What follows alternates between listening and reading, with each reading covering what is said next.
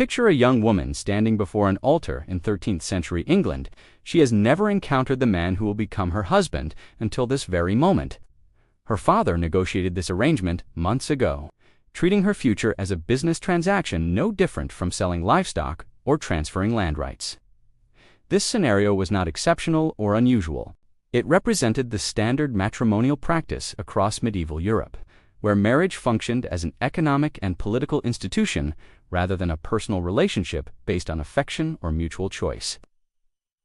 The medieval period, spanning roughly from the 5th to the 15th century, witnessed the development of marital customs that would horrify modern sensibilities.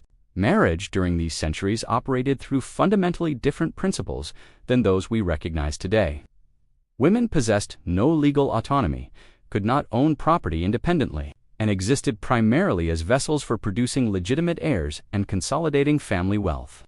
The institution of marriage served as the cornerstone of feudal society, transferring not just individuals but entire economic networks, political alliances, and territorial claims through carefully orchestrated unions. Understanding medieval marriage requires examining the complex web of religious doctrine, legal frameworks, and social hierarchies that governed daily life. The Catholic Church wielded enormous influence over matrimonial practices, establishing rules that, paradoxically, both restricted and enabled various forms of exploitation. Canon law recognized marriage as a sacrament, theoretically requiring consent from both parties. Yet this consent could be given by children who barely understood what they were agreeing to. The Church simultaneously condemned certain practices while providing theological justification for others that modern society would consider abusive.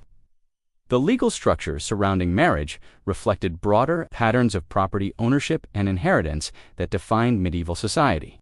Under the system of coverture, a married woman ceased to exist as a legal entity. Her property, earnings, and even her physical person became the possession of her husband. This was not merely custom but codified law, enforced by courts and supported by theological arguments about the natural order established by divine will. Women could not enter contracts, could not testify in court without their husband's permission, and could not seek legal recourse for mistreatment within their own marriages. The economic dimensions of medieval marriage shaped every aspect of the institution.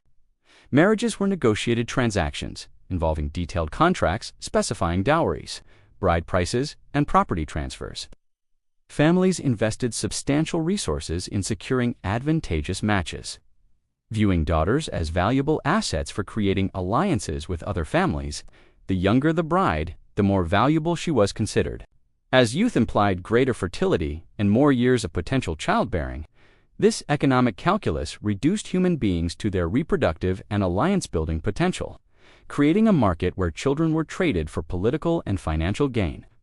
Social class determined the specific nature of marital arrangements, though exploitation occurred across all levels of society.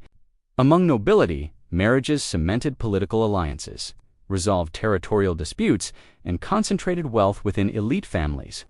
Merchant families used marriage to establish trade partnerships and expand commercial networks.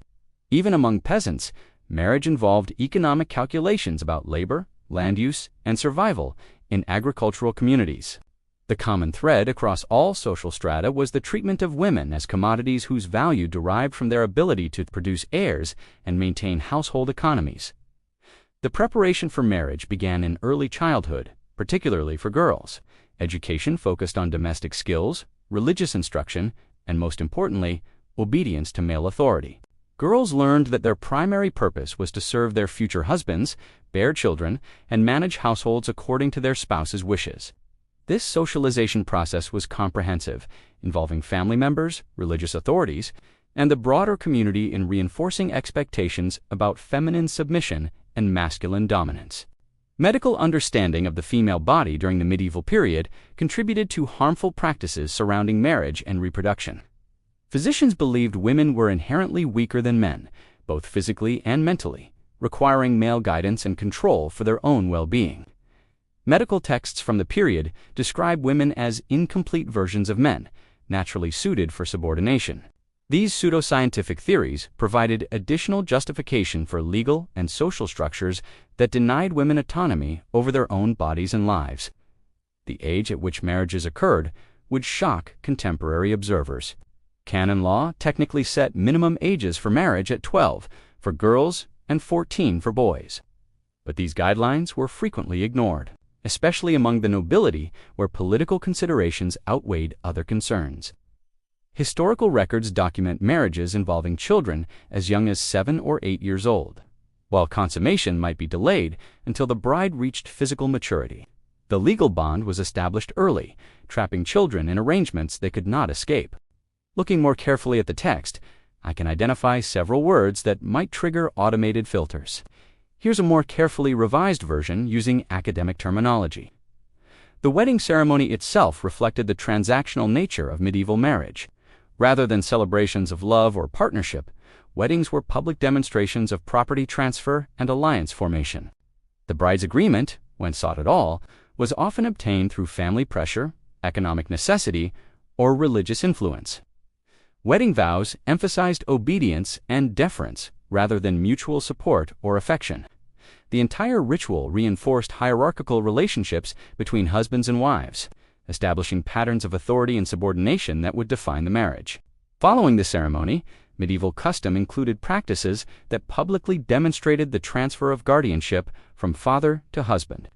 These customs varied by region and social class, but often involved ritualized displays of ownership and authority. The wedding night held particular significance as the moment when marriages were legally validated, transforming theoretical unions into binding contracts. The pressure to produce evidence of the marriage as completion created additional layers of scrutiny and potential humiliation for young women entering matrimony. Daily life within medieval marriages reflected the fundamental inequality built into the institution. Husbands possessed absolute authority over household decisions, including where to live, how to allocate resources, and whether to permit their wives to leave the home. Women's movements were restricted, their social interactions monitored, and their access to education or independent economic activity severely limited. The concept of personal autonomy within marriage did not exist in medieval law or theology. Wives were considered obligated to comply with spousal expectations, regardless of their own preferences or physical condition. The reproductive expectations placed on medieval wives created cycles of pregnancy and childbirth that dominated their adult lives. Without effective family planning methods and facing religious prohibition against limiting family size, women experienced nearly continuous pregnancy during their fertile years. Each pregnancy carried substantial risk in an era of limited medical knowledge and high maternal mortality rates. The legal framework provided husbands with extensive powers to discipline their wives through physical correction. Medieval law codes explicitly permitted husbands to administer punishment for various infractions, including disobedience, suspected infidelity, or failure to perform household duties satisfactorily. The famous legal principle limiting the implement used for correction represented not protection for wives, but rather guidance to prevent husbands from causing permanent harm to what was considered valuable property. Courts rarely intervened in domestic disputes unless the punishment exceeded community standards for acceptable household discipline. Economic dependence trapped women in difficult marriages with no realistic options for departure. Since married women could not own property or earn wages independently, leaving a marriage meant facing poverty. Families who had invested dowries in marriages rarely welcomed daughters back, viewing them as failed investments. The Church prohibited dissolution of marriage except in extreme circumstances, and even legal separation required proving grounds that courts dominated by male authorities rarely recognized. Women who fled marriages could be forcibly returned as absconded property. The psychological impact of medieval marriage on women emerges through the limited written records that survive from the period. Letters and diary entries, primarily from literate noblewomen, describe experiences that modern psychology would recognize as distress responses. Women wrote about feeling disconnected from their own bodies, experiencing persistent fear and anxiety, and struggling with what medieval sources termed melancholy, but which likely represented depression resulting from systematic oppression and harsh treatment. The living conditions within medieval households further complicated women's experiences of marriage. Most people lived in small, crowded spaces where privacy was virtually non-existent.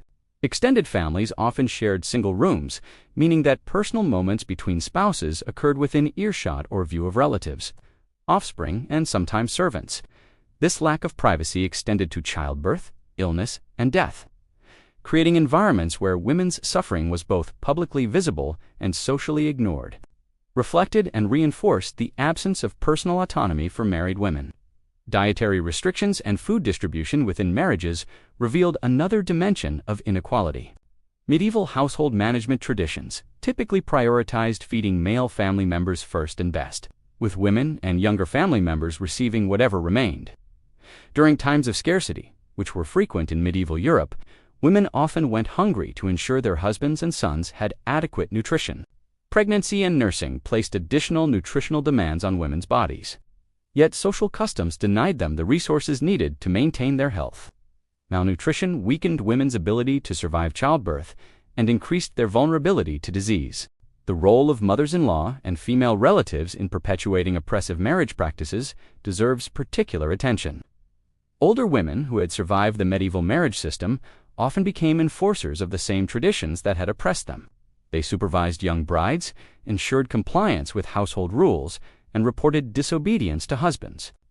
This intergenerational transmission of oppressive practices created situations where the psychological mechanisms that led women to enforce their own oppression reflected complex survival strategies in societies that offered no alternatives. Women attended church services, segregated from men, received communion after male family members, and were excluded from religious discussions or decision-making. The few moments of potential freedom were hedged with restrictions and surveillance that reminded women of their subordinate status. The development of courtly love literature in the later medieval period created a peculiar contradiction in how society viewed marriage and romantic relationships. Troubadours and poets celebrated idealized love between knights and noble ladies. Yet these literary conventions existed entirely outside the reality of marriage. Courtly love explicitly involved unmarried individuals or adulterous relationships, acknowledging that actual marriages had nothing to do with affection or emotional connection. This cultural splitting between idealized romance and practical marriage further emphasized the transactional nature of matrimonial unions. Widowhood offered the only legitimate escape from marriage for medieval women. Yet even this freedom was limited and temporary. Widows gained certain legal rights, including control over their dowries and sometimes their deceased husband's property. However, social pressure to remarry was intense, particularly for young widows, who were viewed as threats to social order. Older widows might achieve some autonomy, but they faced economic challenges and social marginalization in communities that defined women's value through their relationships to men. The role of the Catholic Church in perpetuating and justifying medieval marriage practices deserves particular scrutiny. While church doctrine theoretically promoted the sanctity of marriage and mutual consent, ecclesiastical authorities consistently interpreted religious law in ways that reinforced male authority and female subordination. Priests blessed unions that would be considered trafficking today, provided theological justification for domestic violence, and denied women religious authority that might have offered alternative paths to marriage. Medieval sermons and religious instruction reinforced women's subordinate position. Through selective interpretation of biblical texts, priests emphasized passages about wives submitting to husbands while ignoring verses about mutual love and respect. The story of Eve's creation from Adam's rib was used to justify women's derivative nature and natural subordination. Religious authorities taught that women's suffering in marriage and childbirth was divine punishment for Eve's role in original sin, transforming abuse into theological necessity. Some exceptional women managed to navigate or subvert the constraints of medieval marriage, though their stories were rare. Wealthy widows occasionally controlled substantial estates and wielded economic power. Some women entered convents to avoid marriage, finding in religious life an alternative to domestic servitude. A few noblewomen exercised political influence through their positions as wives or mothers of powerful men. However, these exceptions should not obscure the systematic oppression experienced by the vast majority of medieval women. The Protestant Reformation challenged certain Catholic doctrines about marriage while reinforcing others about gender hierarchy.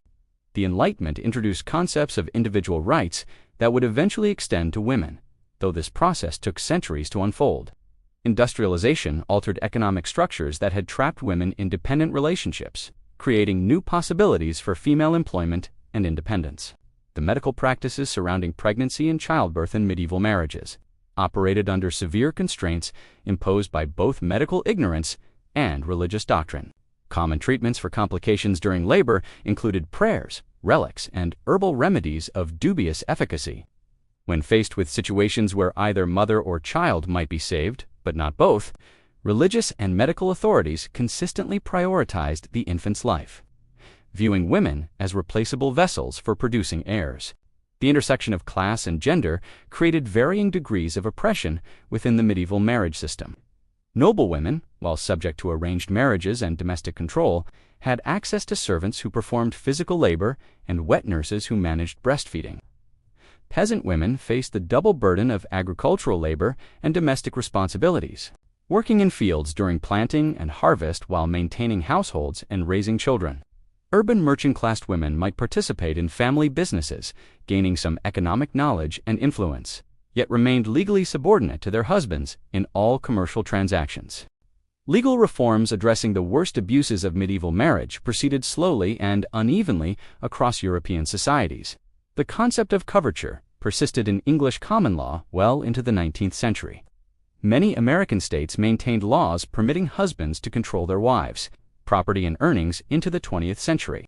The recognition of marital rape as a crime occurred only in recent decades in many jurisdictions. These lingering remnants of medieval law demonstrate how deeply embedded these historical practices became in legal and social structures. The scholarly treatment of medieval marriage has evolved significantly over time. Early historians, predominantly male, often minimized or romanticized the harsh realities of women's experiences.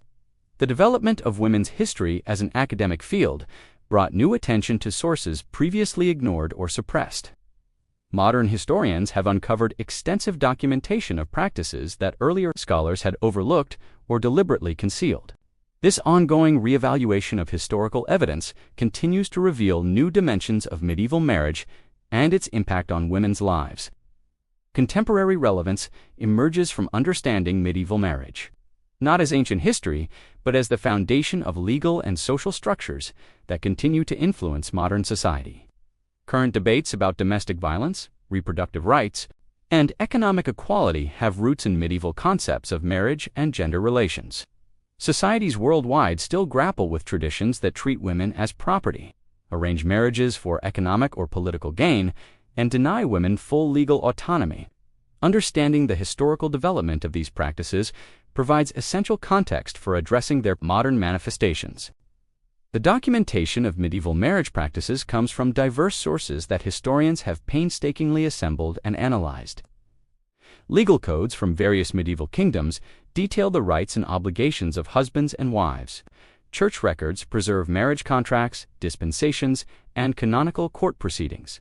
Medical treatises describe contemporary understanding of reproduction and women's health. Personal letters and literary works provide glimpses into individual experiences within the constraints of medieval marriage. Archaeological evidence, including skeletal remains and material culture, offers additional insights into daily life and demographic patterns. Regional variations in medieval marriage practices reflected different legal traditions, economic structures, and cultural influences. Northern European societies generally permitted slightly more autonomy for women than Mediterranean cultures, though oppression remained systematic everywhere. Urban environments sometimes offered women marginally better economic opportunities than rural areas, potentially affecting marriage dynamics. The interaction between Christian, Islamic, and Jewish communities in certain regions created complex legal situations where different marriage laws operated simultaneously.